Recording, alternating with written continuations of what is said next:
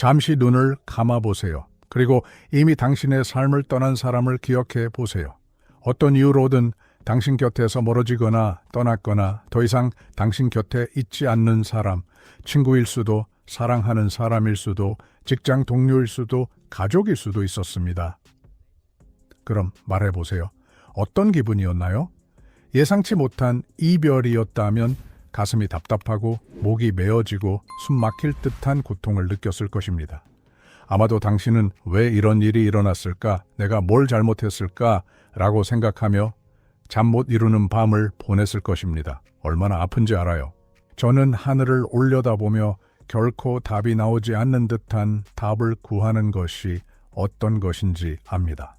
저는 깊은 공허함을 느끼고 그 공간을 무언가 또는 누군가로 채우고 싶은 마음이 어떤 것인지 압니다. 하지만 이러한 상실이 처벌이 아니라 구원이라고 말씀드리면 어떨까요? 고통을 이해하려고 노력하는 대신 그것을 하나님께서 훨씬 더 큰 무언가로부터 당신을 보호하고 있다라는 신호로 여기면 어떨까요? 오늘은 당신이 고통과 그리움 너머를 보길 바랍니다. 종종 손실처럼 보이는 것이 실제로는 하나님께서 당신을 위해 훨씬 더 큰 것을 준비해 두신 것이기 때문입니다. 그러니 끝까지 저와 함께 하세요. 이것이 바로 당신의 마음이 기다리던 답일지도 모릅니다. 먹을 것을 권장합니다. 당신은 누군가가 당신의 인생에서 선물이라고 생각한 적이 몇 번이나 되지만 시간이 지나면서 그것은 실제로는 위장한 교훈이었다는 것을 깨달았습니까? 순간의 열기 속에서 우리는 감정에 따라, 우리가 원하는 것에 따라, 우리가 좋은 것이라고 생각하는 것에 따라 행동합니다. 우리는 우리를 웃게 하는 사람들에게는 집착하지만 조금씩 우리를 괴롭히는 사람들은 종종 눈치채지 못합니다. 사람들은 말솜씨가 좋아서 우리를 사로잡기 위해 무슨 말을 해야 할지 알고 영원히 우리 곁에 있을 것이라고 믿게 만듭니다. 하지만 말은 그저 말일 뿐입니다. 친구요, 정말 중요한 것은 태도입니다. 그리고 신은 이 모든 것 너머를 보신다. 그는 몸짓 뒤에 숨겨진 것을 보고 침묵 속에서 말하는 것을 듣는다. 그는 우리의 마음을 아시는데 우리에게 좋은 의도가 없는 사람들의 마음도 포함합니다. 그러니 누군가가 떠나면 그것을 처벌이 아닌 구원으로 여기세요. 하나님께서 당신을 더 큰 실망으로부터, 더 깊은 고통으로부터, 조용한 배신으로부터 구해주셨을 수도 있습니다. 생각해 보세요. 당신은 몇 번이나 신에게 당신을 보호해달라고 기도했습니까?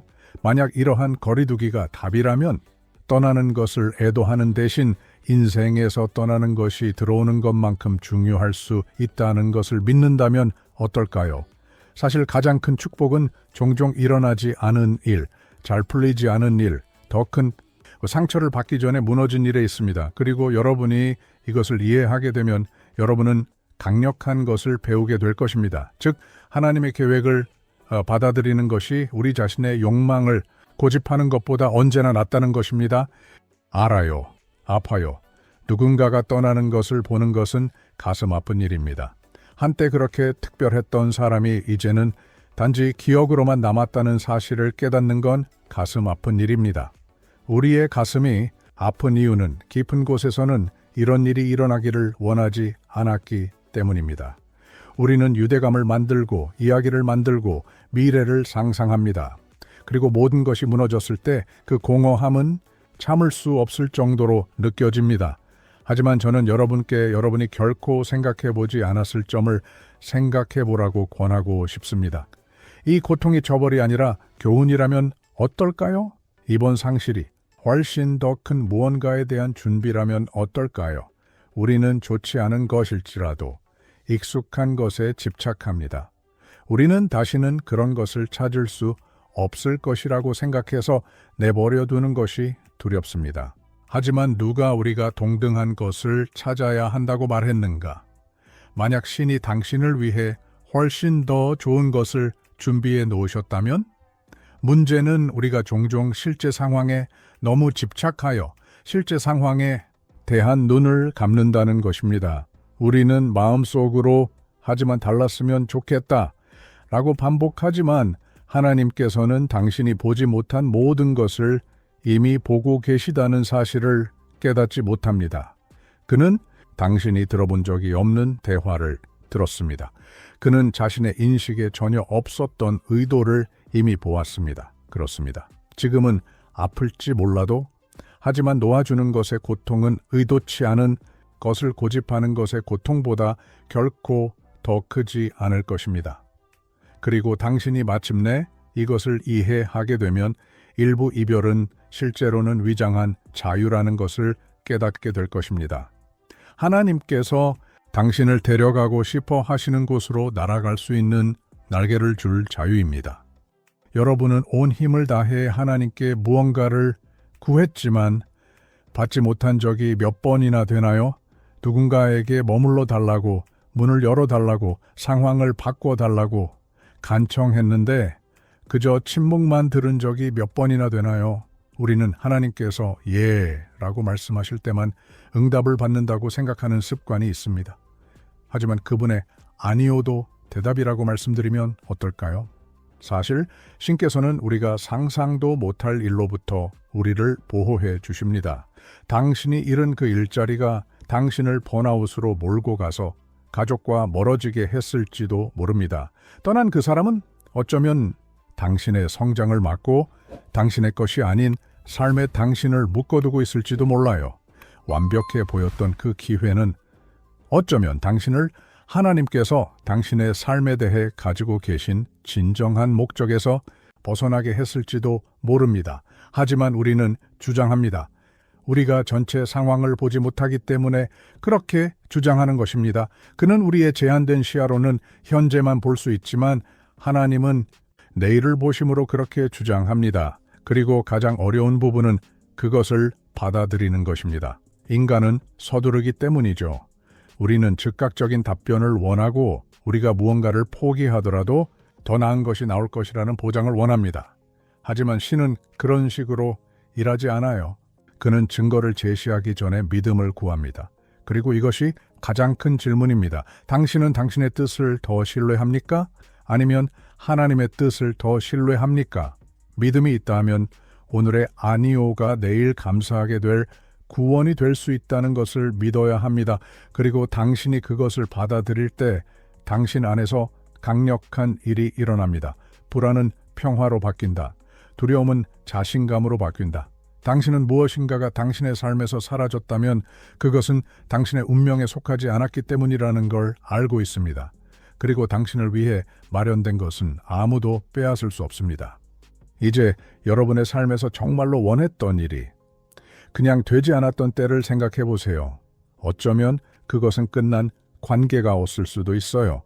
깨진 우정 손 사이로 놓쳐버린 꿈의 직업 아니면 큰 기회처럼 보였던 그 문, 하지만 마지막 순간에 눈앞에서 닫혀버리는 그 문, 그 순간 어떤 기분이었나요? 통증, 좌절, 화? 하지만 지금 돌이켜보면 그 손실 중에 실제로는 훨씬 더 나은 것의 시작이었던 것이 얼마나 되었을까요? 하나님께서 하나의 문을 닫으실 때 그분은 이미 당신을 위해 또 다른 문을 준비해 두셨습니다. 하지만 종종 우리는 잃어버린 것에 너무 집중하고 우리 뒤에 있는 것에 너무 집착하여 바로 앞에 무엇이 있는지 보지 못합니다. 돌이 가득 든 가방을 들고 있는 여행자를 상상해 보세요. 각각의 돌은 과거의 어떤 것을 상징합니다. 실수, 실망, 두려움, 더 이상 여정에 동참하지 않는 사람 등입니다. 이제 이 여행자가 새로운 문, 새로운 기회, 새로운 시작을 마주하고 있다고 상상해 보세요. 문제는 문이 좁다는 것이다. 그리고 돌이 가득 찬 가방은 통과하지 못합니다. 그는 무엇을 해야 하나요? 그는 돌을 놓아주어야 한다. 그는 놓아주어야 해요. 왜냐하면 우리가 과거의 무게를 내려놓을 때에만 하나님께서 우리를 위해 준비해 놓으신 미래로 들어갈 수 있기 때문입니다. 어쩌면 당신은 지금 닫힌 문과 마주하고 있을지도 모릅니다. 어쩌면 당신은 왜 당신이 그렇게 원하던 일이 이루어지지 않았는지 이해할 수 없어서 고통받고 있을 수도 있습니다. 하지만 한 가지 말씀드리겠습니다. 하나님께서 이 문을 닫게 두셨다면 그것은 그분께서 여러분을 위해 더 크고 더 좋고 더 아름다운 것을 기다리고 계시기 때문입니다.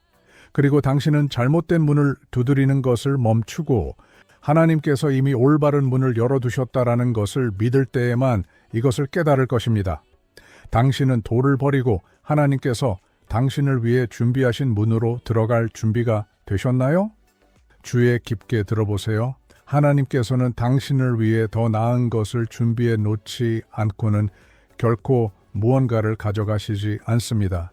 하나님께서 당신의 삶에서 누군가를 빼앗으셨다면 그 사람이 당신의 운명에 속하지 않았기 때문입니다. 이별이 아무리 힘들었더라도 중요한 것은 그분께서 더 의미 있는 무언가를 위한 길을 닫고 계시다는 것입니다. 더욱이 하나님께서는 당신이 상상도 못했던 새로운 사람, 새로운 기회, 새로운 축복을 가져다 주십니다. 그러니 지나간 일을 한탄하기보다는 다가올 일에 마음을 준비하세요. 최고의 것이 앞에 있다는 것을 믿으세요. 감사하는 마음은 엄청난 힘을 가지고 있습니다.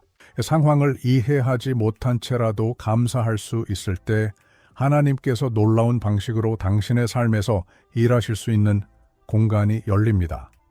왜 이런 일이 내게 일어났을까라고 스스로에게 묻는 대신 믿음으로 돌아와서 주님, 지금은 이해가 안 되지만 주님을 믿습니다 라고 말해보세요.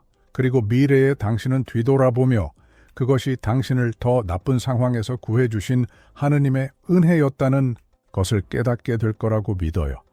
그는 당신이 상상도 못했던 더 큰 무언가를 위해 당신을 준비시키고 있었습니다. 그러니까 친구야, 누군가가 당신의 삶을 떠난다면 의심하지 말고 고집하지 말고 반항하지 마세요. 그냥 믿으세요. 하나님께서 누군가를 돌려보내시는 것은 당신이 들을 수 없는 것을 들으셨기 때문입니다. 그는 당신이 볼 수 없는 것을 보았습니다. 그리고 가장 중요한 것은 그분께서 당신을 위해 훨씬 더 큰 것을 준비해 두셨다는 것입니다. 당신의 이야기는 상실로 끝나지 않습니다. 그녀는 이제 막 시작했을 뿐이에요. 이제 말해보세요. 이런 경험을 해본 적이 있나요? 하나님께서 당신의 삶에서 누군가를 빼앗아 가셨다가 그것이 당신에게 유익하다는 것을 깨닫게 된 적이 있습니까? 오늘 누군가에게 영감을 줄 수 있는 여러분의 사연을 댓글로 남겨주세요.